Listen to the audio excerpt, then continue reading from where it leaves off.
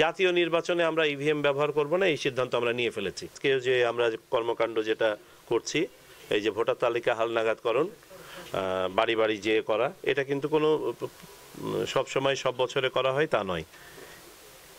এখান থেকেই শুরু সুষ্ঠু নির্বাচন করার প্রক্রিয়া, যে আমরা ভোটার তালিকা থেকে শুরু করে ভোট গ্রহণ পর্যন্ত, ফলাফল ঘোষণা পর্যন্ত এই প্রক্রিয়ার মধ্যে যা কিছু আছে সকল কিছুকে স্বচ্ছ সুষ্ঠু করার কাজ হাতে নিয়েছি।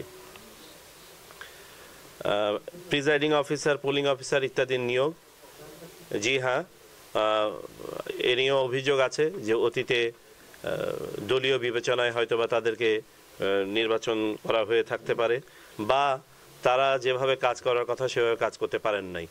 আমরা নিশ্চিত করব যে আমাদের যে পুল অফ অফিসার্স আছে তাদের মধ্য থেকে বেছে নিরপেক্ষ এবং যারা কাজ করার মতো সাহসী তাদেরকেই ইনশাল্লাহ আমরা এবার নির্বাচন করব, এবং তাদেরকে শুধু নির্বাচন করাই না, তাদেরকে সম্পূর্ণ ক্ষমতায়ন করা, যাতে করে তারা স্বচ্ছভাবে এই প্রক্রিয়া সম্পন্ন করতে পারেন।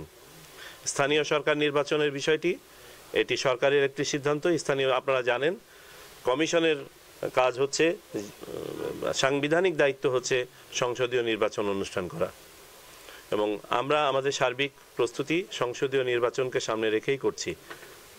আর স্থানীয় সরকার নির্বাচন সংক্রান্ত কোনো সিদ্ধান্ত যদি সরকার গ্রহণ করে, আগে বা পরে বা কিছু সংখ্যক, সেটা সময়েরই ব্যাপার। যখন এই সিদ্ধান্ত নেওয়া হবে সেই অনুযায়ী নির্বাচন কমিশন সহায়তা করবে। মোকাররম, আপনি প্রশ্ন করেছিলেন যে প্রার্থীকে এমপির চোখে দেখা। আমি মনে করি এটি একটি পরিবর্তিত পরিস্থিতি। বর্তমানে কোনো পলিটিক্যাল গভর্নমেন্টও ক্ষমতা নাই এবং অ্যাপলিটিক্যাল গভর্নমেন্টের কোনো প্রভাবও নাই, ভবিষ্যতে ইনশাল্লাহ থাকবে না। আর বর্তমান নির্বাচন কমিশনের অধীনে যা যা করা প্রয়োজন তাই করা হবে, যাতে করে সবাই সমভাবে সবার দিকে তাকান, কারো দৃষ্টিতে দেখার কোনো সুযোগ নেই। পুলিশের সক্রিয়তা, আমি নিশ্চিত প্রতিষ্ঠান হিসেবে শুধু পুলিশ নয়, সকল প্রতিষ্ঠানের ভাবমূর্তি প্রশ্নবিদ্ধ হয়েছে প্রশ্নবিদ্ধ নির্বাচনের কারণে, এবং আমরা সবাই উপলব্ধি করি, সেটা নির্বাচন কমিশন থেকে শুরু করে সংশ্লিষ্ট সবাই আমরা উপলব্ধি করি যে আমাদের সবার ভাবমূর্তি পুনরুদ্ধার করতে হবে, এবং সেটার একমাত্র উপায় হচ্ছে সুষ্ঠু নির্বাচন, এবং আমি নিশ্চিত সবাই এটা করতে বদ্ধপরিকর।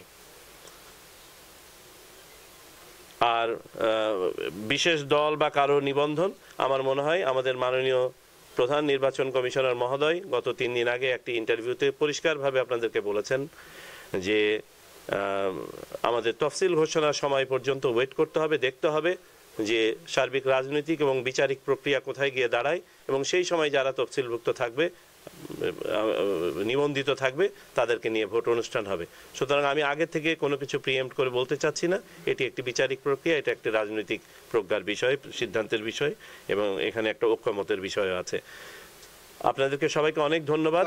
ইনশাল্লাহ আর আজকে সময় না নিয়ে আমরা we are running behind schedule, আমার মনে হয় না আর কিছু আছে। বিএনপি বলছে যে এই 25 জুলাই বা আগস্টে নির্বাচন করা সম্ভব, যদিও সরকার বলছে যে 25 শেষে অথবা 26 শুরুতে নির্বাচন দিবে। আমরা যেটি জানতে চাই নির্বাচন কমিশন কতটা প্রস্তুত, এবং এবার যদি ভোট হয় সেটি ব্যালটে হবে নাকি ইভিএম এ হবে? আমরা বারংবার বাতিল করা হয় তাহলে আগের সরকার যে ইভিএম গুলো কিনলো সেটি আসলে অর্থের অপচয় হলো। আমরা বারংবার বলেছি যে আমাদের প্রধান নির্বাহী মাননীয় প্রধান উপদেষ্টা গত 16 ডিসেম্বরে জাতির উদ্দেশ্যে ভাষণে উনি একটা সম্ভাব্য সময় তুলে ধরেছেন, এবং উনি তারপরে আবার কিছু কন্ডিশনের কথা উল্লেখ করেছেন যে যদি উনি বলছেন যে এই বছরের ডিসেম্বর থেকে শুরু করে আগামী বছরের জুনের মধ্যে নির্বাচন অনুষ্ঠান করা সম্ভব, ডিপেন্ডিং অন কি পরিমাণ সংস্কার করা হবে না হবে। এবং আপনারা জানেন যে সংস্কার প্রক্রিয়া চলমান আছে, এর মধ্যে কিছু কিছু সংস্কার সুপারিশমালা ইতোমধ্যে সাবমিট করা হয়েছে। আমরা যেটা বুঝতে পেরেছি মাননীয় প্রধান উপদেষ্টার বক্তব্য থেকে, এরপরে একটা জাতীয় ঐক্যমত কমিশন গঠন করা হবে। সেই ঐক্যমত গঠন কমিশনের মাধ্যমে অগ্রাধিকার ভিত্তিতে নির্বাচন সংক্রান্ত ঐক্যমতগুলো নেওয়া হবে, সেটার উপরে যে পরিবর্তন বা সংশোধনের প্রয়োজন সেগুলো সাধন করা হবে আইনে এবং বিধিতে, এবং তারপরে নির্বাচন আমাদের একটা শুরু হবে, প্রক্রিয়া শুরু হবে। প্রাক প্রক্রিয়া তো ইতোমধ্যে চলছে, তখন ডেফিনেটিভ একটা টাইম লাইন নিয়ে হয়তো কাজ শুরু হবে। তো আমরা কমিশনের পক্ষ থেকে আমরা মাননীয় প্রধান উপদেষ্টার দেয়া সেই বক্তব্যকে সামনে ধারণ করেই আমাদের প্রস্তুতি সম্পন্ন করছি। আর রাজনৈতিক যেসব আলাপ আলোচনা আছে আমি মনে করি এগুলো ঐক্যমতের ব্যাপার, এগুলো আলোচনার মাধ্যমেই সমাধান হবে। তো ধন্যবাদ। ব্যালটও হবে না ইভিএম এর ব্যাপারে আমরা এখনই কিছু বলতে পারছি না। ইভিএম এর ব্যাপারে আমরা সংস্কার কমিশনের প্রতিবেদনে দেখেছি একটা যে তা সুপারিশে দেখেছি যে তারা বলেছেন যে ইভিএম এ ভোট না করার ব্যাপারে। জাতীয় নির্বাচনে আমরা ইভিএম ব্যবহার করব না, এই সিদ্ধান্ত আমরা নিয়ে ফেলেছি নির্বাচন কমিশন। স্থানীয় সরকার নির্বাচনগুলোতে ইভিএম ব্যবহার হবে কি হবে না এটা সময়ই বলে দিবে আমাদের কাছে।